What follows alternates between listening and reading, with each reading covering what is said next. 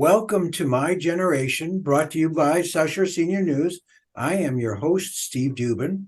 South Shore Senior News is a monthly newspaper that connects seniors and the sandwich generation on a monthly basis. If you know someone who would be interesting to have on this segment, please go to South Shore Senior News on the web and let us know who that person would be and how to connect with them. We'd love to bring new guests on. Today, we have an interesting guest who will talk about real estate and seniors. There obviously are special considerations for either downsizing or second homes or dream homes that are different aspirationally for seniors than they are for juniors. And Jeanne Fuller-Jones is with Keller Williams Real Estate and has been in this sector for a while and will provide us with some insight. Jeanne, welcome aboard. Thanks. Nice to be here. Okay. So let me start by asking you how long you've been doing this sort of thing. Well, I've been in dealing with seniors in housing for 30 some odd years. I used to run large elderly apartment complexes. I also worked in assisted living, ran an assisted living for a few years. I've been selling real estate for the last 15 years. So I've been dealing with seniors in transition for a long time. Okay. And so what does the senior real estate specialist designation mean, and how do you obtain one? Means that I've had some specialized training that clearly I have an interest in it. I also have a certificate in gerontology studies, so I'm professionally prepared for it. But I've also worked with a team of accountants and attorneys and other tradespeople who can help seniors who may need some help along the way in different areas. The house is the easy part of the transaction. It's everything else that makes it interesting and requires the team and requires some specialized thinking. Okay, and what are some of sort of the special, unique circumstances that seniors bring to the situation? Frequently, it's the fact that they're in the home they've been in for the last 30 to 40 or 50 years. And parting with a lot of what's in the home is a really difficult process. If they want to downsize or right size, or maybe thinking about going to assisted living or senior housing or an over 55 community, frequently it requires some outside help to deal with everything that's in the home. And I work with a couple of people there who can help folks sort of sort out what's going to work and what's not going to work moving forward. But that's probably the hardest part of it for most everyone. Okay, and you have resources for helping people, in particular, downsize and sort of Absolutely manage all those details. Yeah, people who can help them sort out what they're going to keep, what they're going to donate, what's going to get sold, what's going to get passed to family, and what's going to go to the new place, and figure out what fits in the new place, what doesn't work, and what's the best way to make that happen. And unfortunately, in some instances, when families come to me, it's because mom or dad has had a medical crisis and now they're going into long-term care or into assisted living. So they're really, really downsizing significantly. And then the family may well be overwhelmed with what's left in the home. And maybe it's the home they grew up in. Maybe it isn't the home they grew up in. And they all have families of their own and issues. So it's frequently, I'm the one that's trying to help bring some resources together to help the family move on. I'm not just dealing with the senior, I'm dealing with the family. And I assume one of the interesting aspects here is that because of the extremely limited housing stock for sale, sales can happen very quickly, but people's emotional attachment to their property isn't that quickly severed. Correct. I had one lady who said to me afterwards, she said, "You sold it too quick." I still don't really know that I made the right decision. I said, well, unfortunately, it's too late now because someone else is really enjoying that lovely home. Yeah. And you've moved on to where you were. So yeah, that's the tough part of it, is getting ready. Once folks actually make the move, most of the time they're thrilled.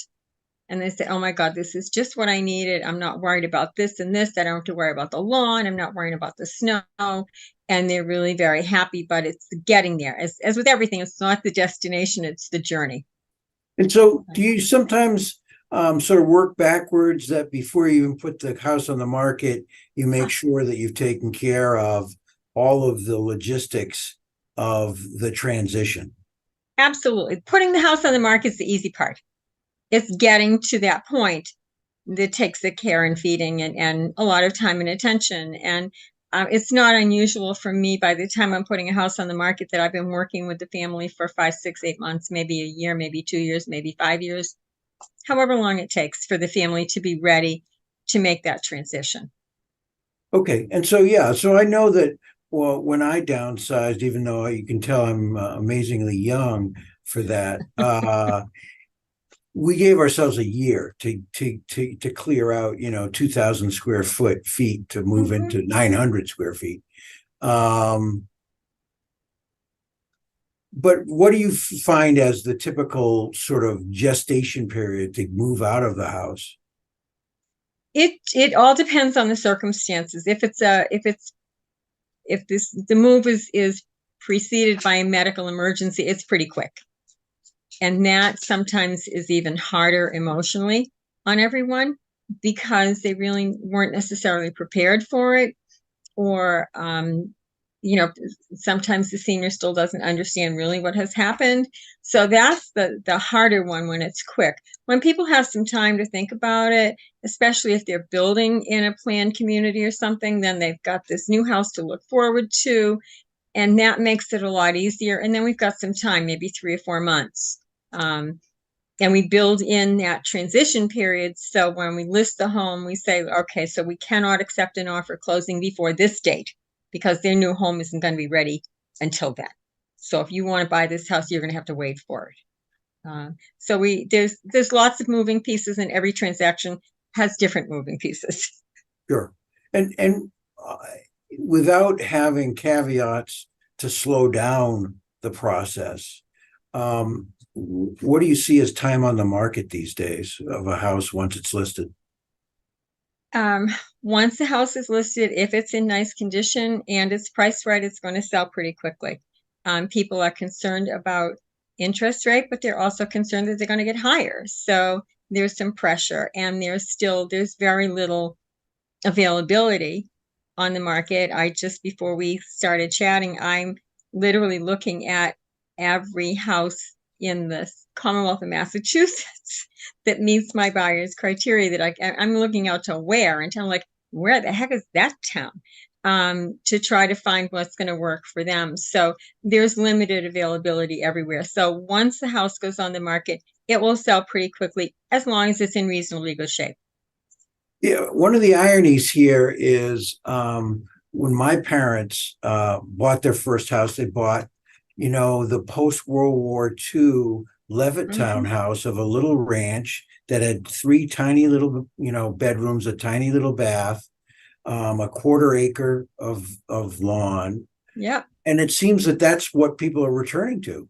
Absolutely. That house is very popular. Yeah, Very popular. That house will never go out of style. It's a great starter house, but it's also a great finisher house. yeah. And when they're nicely redone, they're lovely little homes. And now most of those homes that were built in the 50s, 60s, early 70s have been updated a couple of times. They don't have the original heating systems. They've had a couple of roofs. So most of them are in pretty decent shape now when they go on the market. And yeah, those go very quickly. Yeah. And so what are the kind of houses that are more difficult to sell? The ones that have a lot of quirky little things, or there's still a lot of wallpaper everywhere, or the sellers were heavy smokers for 40 years.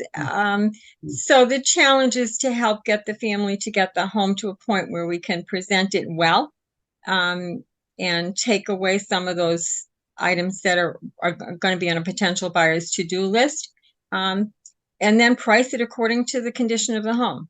Um, they're not going to get top dollar for a home that needs a lot of work. So if they put some money in and get it in better shape, yeah, we're going to get more money back. But it depends on the ability of the family to make things happen. Okay. Frequently in that circumstance, the family's in crisis and they've got kids going to school and kids going to college, and there's so much going on that no one has the time to deal with the house. So we just deal. And sometimes what's appropriate is I work with an investor who will come in and buy the property as is. Family takes out of it what they need. Any family heirlooms, the family Bible, the pictures, those things that are really important to the family. And then they turn over the keys to someone else, and it's a cash closing. It happens in 30 days. And that takes it off the buyer's, off the seller's plate completely. Again, it depends on what the circumstances are for the family, what they want, what their interest level is, what their ability is to get the house cleaned out. I met with some folks a couple of weeks ago, and I said, if we're going to put this on the market, we can't have any chipped and peeling paint anywhere in the house. We can't have any broken windows, and you need to do these couple of upgrades. If you're willing to do that, this is the price that we'll get. If you don't want to do that, we're going to have to talk to an investor. So they're still trying to figure it out, but they're probably just going to spend a little bit of money, get the house in presentable shape, and we'll get a higher price for it. Okay, great. So it depends on what they all need. All right, thank you. And so that sort of segues into what's the best part of your job? Where do you get real delight and energy? When it all comes together and someone has moved into that great new little apartment that's just perfect for them, and it's got a little bit of sunshine and the cat's happy, that's what it's all about, is getting everyone to where they're going to be happy. Seeing maybe mom's moved into an over 55 community. It's a nice, safe little place. She's comfortable, or maybe it's an apartment. Maybe they move to an assisted living, and the family can then just go visit them and just visit, as opposed to going and doing the laundry and washing the floor and taking care of things. So that's what makes it interesting for me, is when we can move on to wherever it is they need to be. And where do the majority want to go? Do you find that a lot of seniors are sort of chasing their grandchildren somewhere, or are they staying where they have local roots, or are they looking for sunshine, and warmth? It depends. I've had some go to Florida and call me a couple of years later and want to come back. But those babies, the smaller the baby, the tighter the connection. I've had people give up their second home because now there's grandkids here. They go out there, they want to come back because there's grandkids and family, and that family support. And as we all know, as we get older, we need that family support more every day. It may not be in the top of our head all the time, but it's nice to know that we're only going to drive an hour for Thanksgiving dinner, as opposed to driving out of state. An hour to visit grandma in this place is a little more palatable than, having to bring the kids in from out of state. So family dynamics are huge. And that's also another advantage when someone moves to a place like an assisted living. The whole family can go and have Thanksgiving dinner at the assisted living with grandma and grandpa, and everyone's happy. And the folks at the assisted living are happy to see everyone come and enjoy the grounds, and enjoy being there. So that's the fun part, when you get involved and everyone's moving along quickly and moving well. Or even if parents have deceased, when we finally are able to say to people, okay, we're done. Here's your check. You're done. You don't ever have to worry about this house again. They're like, oh, thank heaven.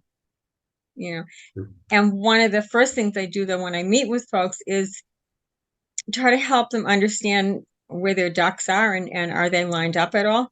Who owns the house? Who has the authority to sell the house?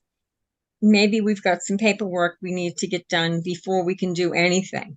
Or while we're working on getting the roof repaired, we need to do these financial things or these legal things so that we can move forward. It's a lot easier when everyone's ready for things than when they're not. Okay. So that's where again, my background and my resources come into play there. And I can say, well, let's go talk to this attorney or this accountant. This is how you need to do that. The trust owns the house. That's very nice, but the trust needs to be, we need to make sure we know who the trustee is. And make sure all of that stuff is lined up before we go any further. Okay. And do you find any, has geography expanded in the last few years? At one point everyone wanted to live on Jerusalem Road in Cohasset. It's a little exclusive. Do you see a shift in the market where people are going further out to communities that were less prestigious?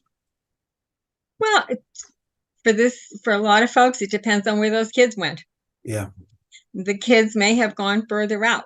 A few years ago, one of my nephews was looking to buy a house. He was in Hyde Park, and they just kept looking further and further out till they found what they liked that they could afford, and ended up in Millbury. Oh, so yeah. The birthday parties were in Millbury. And that's just how it works. Other times you end up, one family I've worked with, everyone's ended up clustered in Middleborough.